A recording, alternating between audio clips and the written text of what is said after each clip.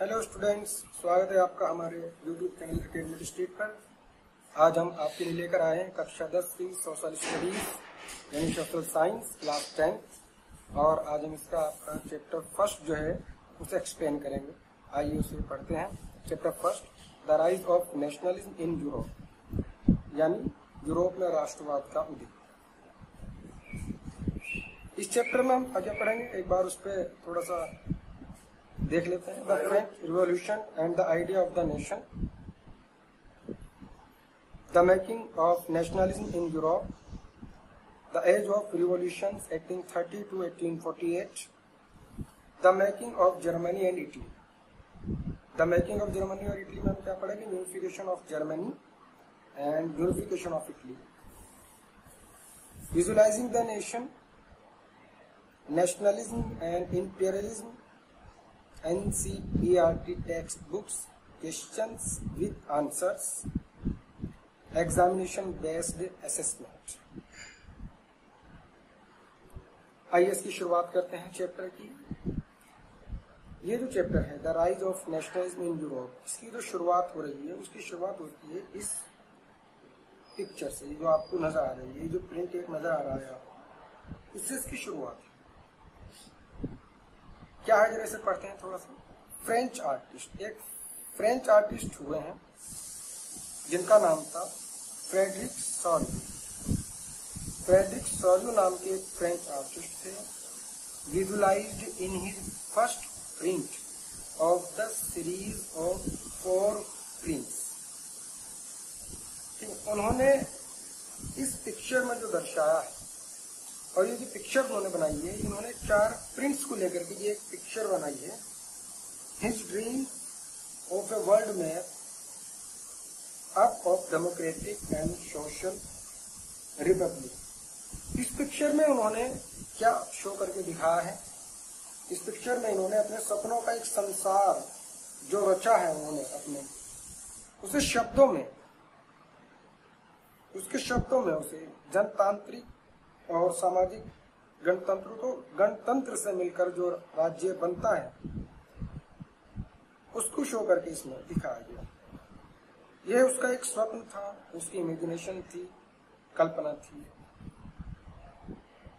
इसमें जो 4 प्रिंट जो बैठे हैं, मैं आपको थोड़ा सा उसे भी इंगित कर देता हूं ताकि आपकी समझ में आए। एक पार्ट तो इसमें ये ऊपर का है, एक फर्स्ट प्रिंट। एक पार्ट इसमें सिर्फ ये स्टेचू है, स्टेचू ऑफ लिबर्टी जो आपको दिखाई दे रही है। इसके एक हाथ में तो मशाल है और एक हाथ में इसके चार्टर है। एक जो पिक्चर, दूसरा जो थर्ड प्रिंट है इसमें दिखाया गया है, ये पब्लिक है जो कतारबद्ध है। और एक पिक्चर इसमें दिखाया गया है नीचे जहाँ कुछ अवशेष है। इस प्रकार के अवशेष हैं वो हम पढ़ेंगे, इस तरीके के अवशेष। आइए अब इस पिक्चर के बारे में थोड़ा सा और ज्यादा जानकारी लेते हैं, क्या क्या इसमें दिखाया गया इस पिक्चर में। तो this print of the series shows the people of Europe and America of all ages and all social classes. This print, ये जो प्रिंट है ऑफ द सीरीज शो, यानी इस सीरीज का जो ये प्रिंट है ये दिखाता है the people of Europe and America, America और यूरोप के जो लोग हैं, ऑफ ऑल एजेस, तब सभी उम्रों के, एंड ऑल सोशल क्लासेस, और सभी जातियों के जो वहां पर निवास करती हैं, marching in a long train. क्या कर रहे हैं? मार्च कर रहे हैं एक लंबी कतार में, and offering homage to the Statue of Liberty, और वे स्वतंत्रता की प्रतिमा की वंदना कर रहे हैं।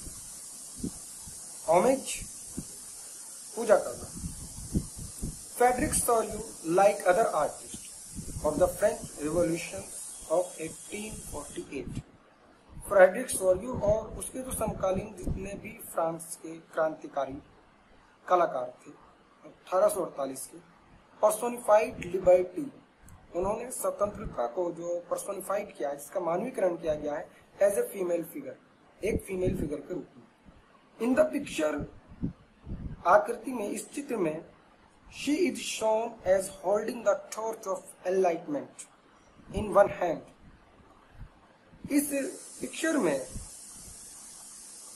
उसे ज्ञान की एक टॉर्च को, एक मशाल को पकड़े हुए दिखाया गया है उसके एक हाथ में, and the charter of the rights of man, और लोगों के लिए जो अधिकार पत्र इन द अदर है, दूसरे हाथ में उसे पकड़े हुए दिखाया गया। In the foreground of the image are shown the shattered remains of the symbols of absolutist institution. और उस प्रतिमा के सामने जमीन पर पड़े हुए कुछ ध्वस्त अवशेष दिखाए गए हैं, जो एक निशानी है निरंकुश संस्थानों की, absolutist institutions. In his ideal vision, the people of the world are shown as grouped, as distinct nations identified through their flags and national costumes. In this ideal vision, the people of the world are shown as grouped. यानी दुनिया के लोग जो हैं अलग अलग राष्ट्रों के जो समूह में बटे हुए हैं, ग्रुप्ड समूह में बटे हुए हैं, डिस्टिंक्ट नेशंस, अलग अलग राष्ट्रों के, आइडेंटिफाइड, उनकी पहचान की गई है through their flags and national costume, उनकी राष्ट्रीय पोशाक और झंडों से उनकी पहचान की गई है। Leading the procession are the United States and Switzerland, which had by then has become nation state. Leading the processions, यानी जो मूर्ति जो है उससे कहीं आगे बढ़कर द यूनाइटेड स्टेट्स और स्विट्जरलैंड, ये दो राष्ट्र थे which had, जो बन चुके थे दोनों राष्ट्र, by them become nation state. They are followed by different nations, जिनका अनुसरण किया जा रहा था दूसरे राष्ट्रों के द्वारा ऑफ द वर्ल्ड, संसार के। कौन कौन से थे? Like France, Germany, Austria, Poland, England, Ireland, Hungary and Russia, इनके द्वारा। And the last point, from the heavens above the Christ, ऊपर स्वर्ग से ईसा मसीह, सेंट, संत एंड एंजल्स, और जो फरिश्ते थे, gaze upon the scene, gaze का मतलब होता है टकटकी लगाकर देख रहे थे, अपॉन द सीन, ऊपर से ही उस पिक्चर को, उस पर नजरें जमा हुए थे, symbolising fraternity among the different Nations of the world, जिसमें चित्रकार ने दुनिया के जो राष्ट्र थे उनमें भाईचारों का, आपस में भाईचारे के प्रतीक के रूप में जिसको प्रदर्शित किया था। ये क्वेश्चन आपको करा दिया गया है, इसका आंसर यही है, ये आपको याद करना है। व्हाट इज अ नेशन, ये भी आपको याद करना है, ये यहाँ से यहाँ तक है। आगे देखते हैं the French revolution and the idea of the nation, यानी फ्रांस की जो क्रांति है और the idea of the nation, और राष्ट्रवाद का जो विचार है वो क्या है।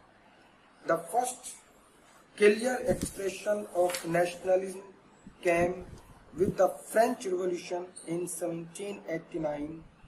France was under the rule of absolute monarch in 1789. क्या इसमें राष्ट्रवाद की पहली स्पष्ट अभिव्यक्ति 1789 में फ्रांसीसी क्रांति के साथ हुई, यानी राष्ट्रवाद का जो सबसे पहला सीन जो हमें देखने को मिला वो 1789 में फ्रांस की क्रांति से। France was under the rule of absolute monarch in 1789. France जो था 1789 तक जो था वह राजशाही के अधीन रहा। किसके अधीन था? राजशाही। फ्रॉम द वेरी बिगिनिंग, शुरुआत से ही द फ्रेंच रिवोल्यूशनरी, जो फ्रांसीसी क्रांतिकारी थे, introduce various measures and practices that could create a sense of collective identity amongst the French people.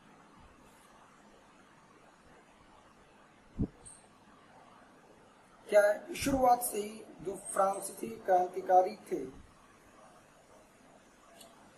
उन्होंने ऐसे कदम उठाए जिनसे फ्रांसीसी लोगों में सामूहिक पहचान की भावना पैदा हो सके। द आइडियाज ऑफ लापेट्री, लापेट्री जो है फ्रेंच लैंग्वेज का वर्ड है और इसका मतलब होता है द फादरलैंड, यानी पितृ की जो पिता जो होता है, पिता की जो भूमि होती है उसकी संपत्ति में जो हिस्सा होता है तो पितृ संपत्ति से बोलते हैं। एंड लेसिटोयन, लेसिटोयन इसका मतलब ये भी एक फ्रेंच लैंग्वेज का वर्ड है, इसका मतलब होता है नागरिकता, द नागरिक। Emphasised the nation of a united community enjoying equal rights under a constitution. इसका क्या मतलब है? The ideas of la patrie fatherland, यानी पितृभूमि और नागरिकता जैसे जो विचार थे, एक समुदाय के विचार का जो है उन पे बल दिया गया, प्रेशर डाला गया, under right under a constitution, संविधान के अंतर्गत समान अधिकार प्राप्त हो सके, enjoying equal rights under a constitution. A new French flag the tricolour was chosen to replace the formed royal standard. एक नया फ्रांसीसी तिरंगा जो है वह अस्तित्व में आया, चुना गया, जिससे पहले के राष्ट्रध्वज की जंग, जिसने जो पहले का जो राष्ट्रध्वज था उसकी जंग की।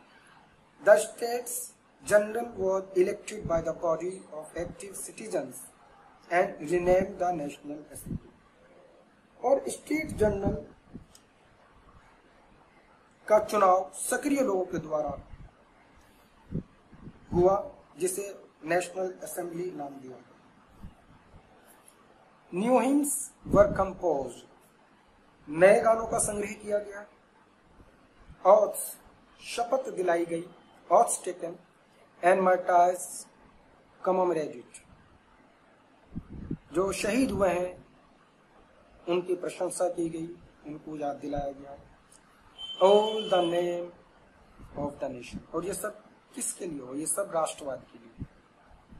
A centralized administrative system was put in place and it formulated uniform laws for all citizens within its territory. एक केंद्रीकृत प्रशासनिक पद्धति जो है वो अस्तित्व में आई, यानी एक केंद्रीकृत प्रणाली जो है प्रशासन की वो अस्तित्व में आई, में लागू की गई, जिसने सभी लोगों के लिए समान कानून बनाए विद इन इट्स टेरिटरी, जो उस राज्य क्षेत्र के अंतर्गत आ रहे थे। Internal custom duties and dues were abolished and a uniform system of weights and measures were adopted. आंतरिक आयात और निर्यात शुल्क जो था उसको समाप्त कर दिया गया और भार तथा नापने की एक समान व्यवस्था लागू की। रीजनल डायलेक्ट्स वर डिस्करेज्ड, जो क्षेत्रीय भाषाएं थी उन्हें हतोत्साहित किया गया। एंड फ्रेंच, और जो फ्रेंच थी as it was spoken and written in Paris, जो कि सिर्फ पेरिस में ही बोली और लिखी जाती थी, became the common language of the nation, उसे जो है उस राष्ट्र की कॉमन लैंग्वेज बना दिया, यानी उस राष्ट्रीय भाषा घोषित कर दिया गया। When the news of the events in France reached the different cities of Europe, जब फ्रांस की इस घटना की जो खबर थी वो यूरोप के दूसरे शहरों में पहुंची, students and other members of educated middle classes began setting up Jacobian clubs. तो उस वक्त क्या हुआ कि जो विद्यार्थी थे, छात्र जो थे और जो शिक्षित लोग थे, मध्यम वर्ग के शिक्षित लोग जो थे, उन्होंने एक क्लब की स्थापना की जिसका नाम जैकोबियन क्लब था। Their activities and companions prepared the way for the French आर्मीज।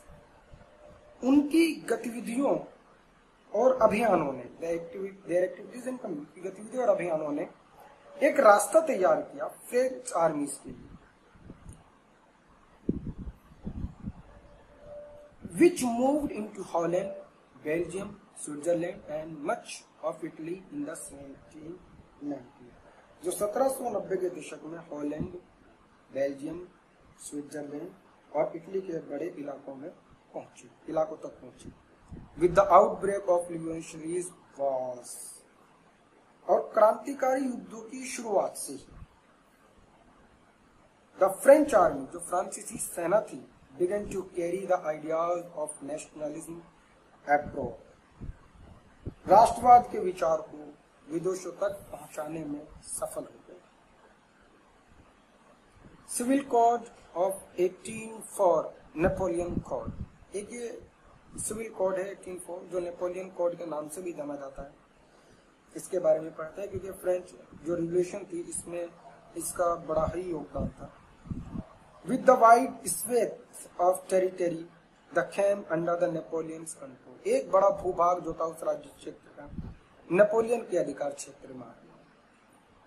Destroyed democracy, Napoleon ने क्या किया? डेमोक्रेसी को समाप्त कर दिया, प्रजातंत्र। And returned monarch in France, और फ्रांस में फिर से राजशाही लागू कर दी। But in the administrative field, लेकिन प्रशासनिक क्षेत्र में he had incorporated revolutionary principles, उसने जो है क्रांतिकारी विचारों को to make the whole system more national, क्रांतिकारी जो उसके सिद्धांत थे उसने पूरे राष्ट्र में उन सिद्धांतों को लागू किया। द सिविल कोड 1804, जो 1804 का जो सिविल कोड था, usually known as the Napoleon code, वो नेपोलियन का कानून कहता है। The code removed all the privileges based on birth, established equality before law and secure the rights to property, simplified administrative divisions, abolished the feudal system and freed peasants from serfdom and manorial dues. इसमें क्या कह रहे हैं?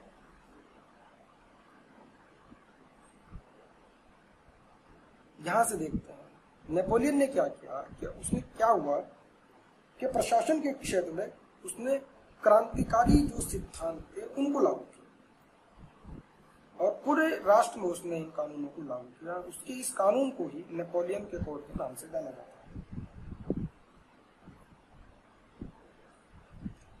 The code removed all the privileges. अब इस कानून ने क्या किया? जन्म के आधार पर, बेस्ड ऑन बर्थ, यानी जन्म के आधार पर जितने भी विशेषाधिकार लोगों को प्राप्त थे वो सब उसने एस्टेब्लिश्ड, समाप्त कर दिए। इक्वलिटी बिफोर लॉ, कानून में, यानी कानून सभी के लिए समान है। And secure the right to property, और उसने जो था जो प्रॉपर्टी थी उसके लिए सुरक्षित अधिकार कानून बनाए। सिंप्लीफाइड एडमिनिस्ट्रेटिव डिविजन्स, उसने प्रशासन को विभाजित किया कई भागों में, बांटा साधारण तरीके से। एबोलिश द फ्यूडल सिस्टम, और सामंतवादी जो व्यवस्था थी उसने उसे समाप्त किया। And freed peasants from serfdom and manorial dues, और उसने क्या किया? किसानों को जो गुलाम थे, यानी एक दासों की जो जीवन जी रहे थे, भूदास पद्धति और जागीरदारी शुल्क से मुक्ति दिला। Guild system was removed and transport and communication system improved. ठीक है ना, उसने इस प्रकार की जो व्यवस्था थी उसको समाप्त किया और जो यातायात और संचार व्यवस्था थी उसको सही तरीके से उसने उसे इम्प्रूव किया, सुधारा। पीजेंट्स, किसानों, आर्टिसंस, कलाकारों, वर्कर्स, मजदूरों, and new businessmen enjoyed a new found freedom. इन लोगों ने, यानी इन लोगों को एक नई आजादी मिली। Businessmen and small scale producers of goods businessmen जो थे, बड़े बड़े उद्योगपति यानी स्मॉल स्केल प्रोड्यूसर्स, और जो छोटे छोटे उद्योगों के जो मालिक थे in particular began to realise that uniform laws, उन्होंने महसूस किया कि हाँ वाकई में ये कुछ कानून जो है, एक समान कानून हम सब के लिए लागू हो गया है, स्टैंडर्डाइज्ड वेट्स एंड मेजर्स, और उसने जो भार पद्धति थी, मानक पद्धति, उसको जो है सभी के लिए एक समान कर दिया। And a common national currency would facilitate, और उसने जो है एक राष्ट्रीय मुद्रा जो है उस इलाके में लागू की। That movement and exchange of goods and capital from one region, ताकि उस क्षेत्र के जो लोग थे एक ही करेंसी में अपना जो है व्यापार कर सके। But the initial enthusiasm soon turned to hostility, लेकिन इसकी शुरुआत इसकी जो शुरुआत थी, जो उत्साहपूर्ण शुरुआत थी, वो बहुत जल्दी ही जो है दुश्मनी में बदल गई। एज इट बिकम क्लियर, और ये साफ नजर आने लगा, दैट मींस कि the new administrative increase taxation, censorship, forced conscription into French आर्मीज, और ये दिखाई देने लगा कि नई प्रशासनिक व्यवस्था जो थी, नई राजनीतिक स्वतंत्रता जो बढ़ी गई थी, बढ़े हुए जो कर थे जो उस फ्रेंच आर्मीज ने जो लागू किए थे यूरोप को जीतने के लिए, फ्रेंच सेना ने जबरन ऐसे काम किए थे, उनसे नुकसान हो रहा था। To conquer the rest Europe, और जो फ्रेंच आर्मीज थी रिक्वायर में जीतना चाहती थी जो यूरोप के और पार्ट्स थे, all seem to advantage to the administrative change, और ये ऐसे फायदे थे जो नजर आने लगे लोगों को कि जो फ्रेंच आर्मीज जो है वो अपने फायदे के चक्कर में हमारा नुकसान कर रही है। The making of nationalism in Europe, Germany, Italy and Switzerland were divided into kingdoms. Germany, Italy और स्विट्जरलैंड जो थे वे राजशाहियों में बांट दिए गए, duchies and cantons in the mid of 18th century. डचों में और कैंटोन्स में 18वीं शताब्दी के मध्य में, whose rulers had their autonomous territories, जिनके जो शासक थे वह अपने राज्य के स्वतंत्र शासक थे। They did not share a collective identity or a common culture, और उन्होंने अपनी एक सामूहिक पहचान जो थी और समान संस्कृति जो थी वह उसे बांटना नहीं चाहते थे। Some important factors led to the rise of nationalism in Europe, कुछ महत्वपूर्ण फैक्टर्स थे जो यूरोप के राष्ट्रवाद में जिनका उदय हुआ। These are the rise of new middle class, the spread of the ideology of liberalism, the new spirit of conservatism and the treaty of Vienna, the rise of revolutionaries.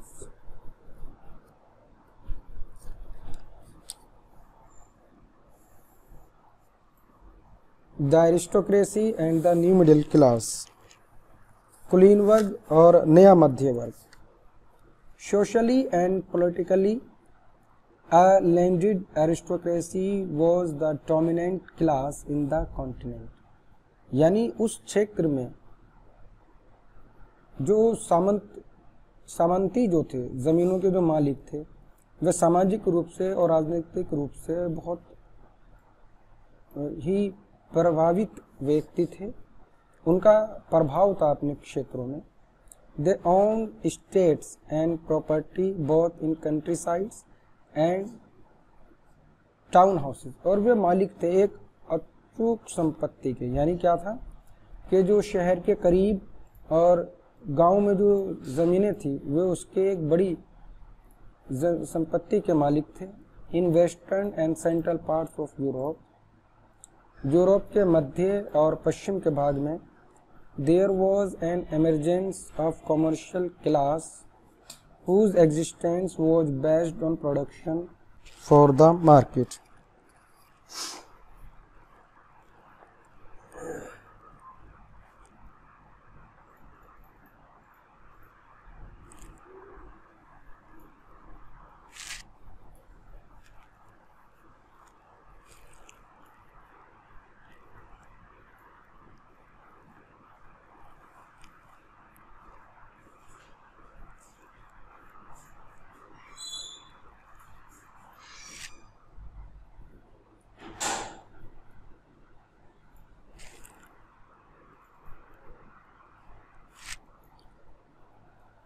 In western and central parts of Europe, पश्चिम में और Europe के मध्य भाग में there was emergence of commercial class, वाणिज्यिक वर्गों का जो है विकास हुआ, whose existence was based on production for the market, जिनका जो अस्तित्व था वह बाजार के उत्पादन पर था। ड्यू टू इंडस्ट्रियलाइजेशन, औद्योगिकरण के कारण, द न्यू सोशल ग्रुप्स, जो नए सामाजिक समूह जो थे, अब वर्किंग क्लास पॉपुलेशन, एक कार्य करने वाली जाति ऐसी जिसकी जनसंख्या बहुत थी, एंड मिडिल क्लास और मध्य वर्गीय made up of industrialist, businessman, professionals came into being, और उन्होंने जो है इंडस्ट्रियलिस्ट, बिजनेसमैन और प्रोफेशनल्स उन्हीं में से तैयार हुए। It was among the educated liberal middle class the idea of national unity gained popularity.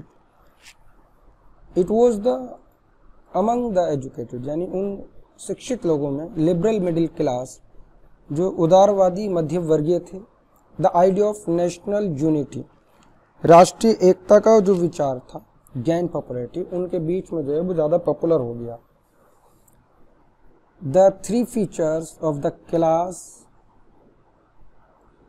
the three features of the class of landed aristocracy of Europe, तीन विशेषताएं हैं यूरोप के एरिस्टोक्रेसी की। आइए पढ़ते हैं उनको। During the mid 18th century, 18वीं शताब्दी के मध्य के दौरान, a landed aristocracy was the dominant class in Europe both politically and socially. ऊपर भी ये लाइन दी गई है, यानी एक ऐसा अभिजात वर्ग जो है वो अस्तित्व में आया जो सामाजिक और आर्थिक रूप से बहुत, राजनीतिक रूप से बहुत ज़्यादा मजबूत था। The members of this landed aristocracy, और इस अभिजात कुलीन वर्ग के जो मेंबर थे, was united by a common way of life, वे यूनाइट थे, that cut across regional division, उस पूरे एकांत क्षेत्र में। They own huge properties, big estates both in the rural and the urban areas, उनके पास अकूत संपत्ति थी, गांव में भी और शहरों में भी। Their families were tied together by matrimonial relations and they wielded much power in their respective countries, उनके आपसी जो संबंध थे वे वैवाहिक संबंध थे और वे बहुत ज़्यादा पावर में थे। तो न्यू मिडिल क्लास, नया मध्य वर्ग क्या है? Industrialization began in England in the second half of 18th century, 18वीं शताब्दी के दूसरे मध्य में इंग्लैंड में जो था औद्योगिकरण शुरू हो गया। बट इन फ्रेंच, लेकिन फ्रांस में, and parts of the German और स्टेट्स, और जर्मन के कुछ भागों में, it occurred only during the 19th century, यह घटना 19वीं शताब्दी में ही घटित हुई। If its way new social groups came into begin, इसके आने से क्या हुआ कि नए सामाजिक ग्रुप जो हैं, समूह जो वो अस्तित्व में आए। अ वर्किंग क्लास पॉपुलेशन और न्यू मिडिल क्लास, एक काम करने वाली जो संख्या थी और नया मध्य वर्ग जो वो अस्तित्व में आया। Middle classes make up industrialist, businessman, professionals. In central and eastern Europe these groups were smaller in number till late 19th century. In central and eastern Europe, यानी यूरोप के मध्य और पूर्वी भाग में। दीज ग्रुप्स वर स्मॉलर, ये जो groups थे बहुत छोटे थे इन नंबर संख्या में, टिल लेट 19th सेंचुरी, 19वीं शताब्दी तक। It was among the educated liberal middle classes that ideas of national unity following the abolition of aristocracy privileges gain popularity. It was among the educated, उन अभिजात कुलीन वर्ग में, लिबरल मिडिल क्लास जो कि मध्य वर्गीय उदारवादी थे, that ideas of national unity, राष्ट्रीय एकता का जो विचार था, following the abolition of aristocratic privileges, जिसने रूढ़िवादी जो परंपरा थी उसको मिटा दिया, एंड गेन पॉपुलैरिटी, और इसने राष्ट्रीय एकता का जो था विकास किया। Liberal nationalism for the new middle class, liberalism stood freedom for the individual and equality of all before the law. जो ये मध्य वर्ग जो था, ये आज़ादी, अपनी आज़ादी के लिए जो है अकेला ही खड़ा हो गया है, and equality of all before the law, और इन्होंने सभी के लिए समान कानून की मांग की। Ideas of national unity in early 19th century, 19वीं शताब्दी की शुरुआत में ही राष्ट्रीय एकता का जो विचार था, Europe were closely allied to the ideology of liberalism. ये इनकी जो है राष्ट्रीय एकता पर इनका बड़ा प्रभुत्व था। एक बार फिर से देखते हैं। Ideas of national unity in early 19th century Europe, Europe में 19वीं शताब्दी के दौरान में जो राष्ट्रीय एकता का जो विचार था, वर क्लोजली अलीड, ये बहुत ज़्यादा महत्वपूर्ण, इसको बहुत ज़्यादा महत्व दिया गया। The ideology of liberalism, liberalism की आइडियोलॉजी के साथ साथ। इन फ्रांस में the right to vote, vote देने का जो अधिकार था, एंड टू गेट इलेक्टेड, और चुने जाते थे, was granted exclusively to property owning person, केवल उन्हीं व्यक्तियों के द्वारा जो कि समाज में संपत्ति के मालिक थे। मैन विदाउट प्रॉपर्टीज, यानी जो व्यक्ति विदाउट प्रॉपर्टीज होते थे, जिनकी संपत्ति नहीं थी, एंड वीमेन, और जो औरतें थी, वर एक्सक्लूड फ्रॉम दिस राइट, उन्हें जो है इस अधिकार से वंचित रखा गया था। Ideas of liberal nationalist in the economic sphere, in the economic field, it gave rise to different ideas. It stood for freedom of markets and the abolition of state-imposed restrictions on the movement of goods and capital. ये it stood for freedom, ये आज़ादी के लिए जो है खड़े हो गए, ऑफ मार्केट्स, अब बाजारों की आज़ादी के लिए जो थे ये खड़े हो गए, and the abolition of state impose, और इन्होंने नष्ट, समाप्त कर दिया स्टेट के द्वारा जो माल पर और उनकी पूंजी पर जो कर लगाए गए थे। The new commercial classes were against the policy, तो जब नई वाणिज्यिक जाति जो थी, यानी जो व्यापार करने वाले लोग थे, वो इस पॉलिसी के जो खिलाफ थे।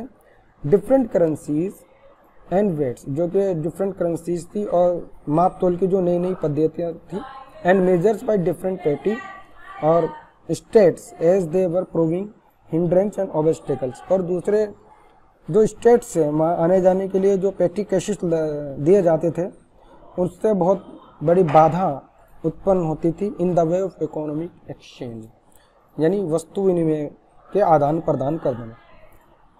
Liberal nationalism got further strengthen when a custom union by the Jerlin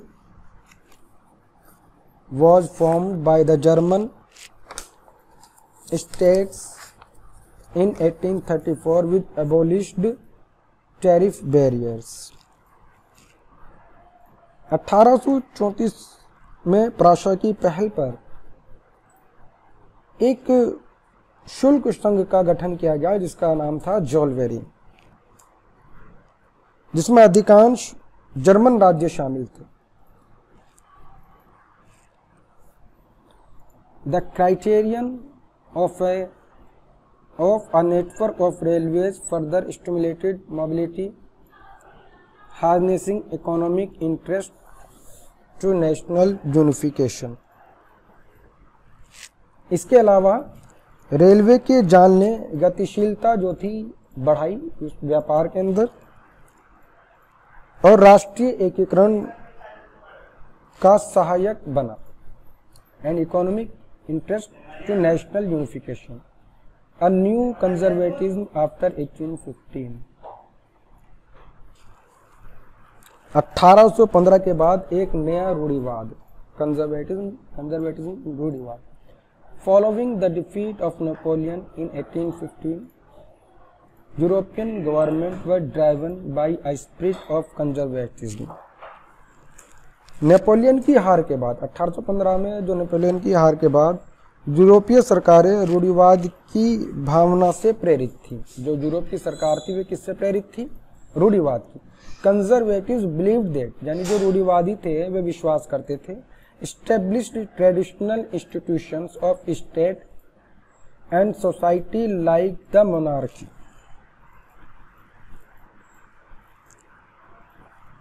वह राजतंत्र, कंजर्वेटिव बिलीव, जो रूढ़िवादी थे वे बिलीव करते थे, विश्वास करते थे, द एस्टेब्लिश ट्रेडिशनल इंस्टीट्यूशन, किसके स्थापित करने में? ट्रेडिशनल, पारंपरिक इंस्टीट्यूशन, पारंपरिक इंस्टीट्यूशन को स्थापित करने में, राज्य के और समाज के, इन द मोनार्की, उस राजशाही में, द चर्च, चर्चों के, सोशल हायरार्कीज, सामाजिक ऊंच नीच, properties and family should be preserved, ताकि उनके परिवारों को बनाए रखा जाए। The European powers like Britain, Russia, Persia and Austria, who had collectively defeated Napoleon, जो यूरोपियन शक्तियां थी, ब्रिटेन, रशिया, पर्शिया, जिन्होंने मिल करके नेपोलियन को हराया था, met at Vienna, way Vienna में मिले, so draw up a settlement for Europe, और यूरोप के लिए एक संधि के लिए तैयार हुए। The Congress was hosted by the Austrian Chancellor Duke Metternich, और एक कांग्रेस जो थी वो बुलाई गई ऑस्ट्रिया के चांसलर ड्यूक मैट्रिक द्वारा, and they Drew up the treaty of Vienna 1815, और तब 1815 की जो वियना की जो संधि थी वो अस्तित्व में आई। Major parts of the treaty of Vienna, Vienna के जो मुख्य भाग थे वो क्या थे? The major points of the treaty of Vienna are: The Bourbon dynasty had been deposed during the French Revolution, was restored to power. जो बोर्बो की जो राजवंश था उसको दोबारा स्थापित किया गया जब वे फ्रेंच की क्रांतिकारी के दौरान समाप्त हो गए थे। France lost the territories it had annexed under Napoleon, France ने उन इलाकों को खो दिया जो कि नेपोलियन के अधीन थे। A series of states were set up on the boundaries of France to prevent it expansion in future, और फ्रांस भविष्य में अपना जो है राज्य क्षेत्र ना बढ़ा सके तो उसकी बाउंड्री पर छोटे छोटे इलाकों को बसाया गया, बनाया गया, विस्तार दिया गया। Persia was given important new territory, और इसमें प्राशा जो है एक नया राज्य क्षेत्र बन गया ऑन इट्स वेस्टर्न फ्रंटियर्स, उसके पश्चिम के भाग से। While Austria was given control of northern Italy, और नॉर्दर्न इटली जो था वो ऑस्ट्रेलिया के कंट्रोल में आ गया। German confederation of 39 states that had been set up by Napoleon was left untouched, मगर नेपोलियन ने 39 राज्यों का जो जर्मन महासंघ स्थापित किया था उसे बरकरार रखा गया, उसे छोड़ा तक नहीं गया। In the east Russia was given part of Poland, while Prussia was given portion of Saxony। तो ईस्ट में क्या था, रशिया को पोलैंड का अधिकार क्षेत्र दिया और प्राशा के हिस्से में सैक्सोनी राज्य क्षेत्र आया। The main intention of the Congress was to restore the monarchies that had been overthrown by Napoleon and create a new conservative order in Europe। और इन सब का उद्देश्य जो था वो राजतंत्र की बहाली था। कंजर्वेटिव रिजिम्स सेटअप इन 1815 में जो है था कंजर्वेटिव रिजिम को सेटअप किया गया।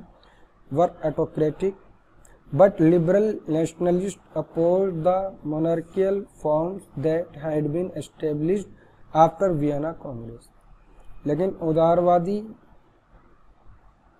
जो व्यवस्था थी वो वियना की कांग्रेस संधि के बाद स्थापित की गई। एंड बिलीव्ड दैट, और ये यकीन दिलाया गया, the criterion of nation state was necessary, कि इस व्यवस्था को कायम रखना बहुत ज़्यादा ज़रूरी है और यही उनका लक्ष्य भी था इस ट्रीटी।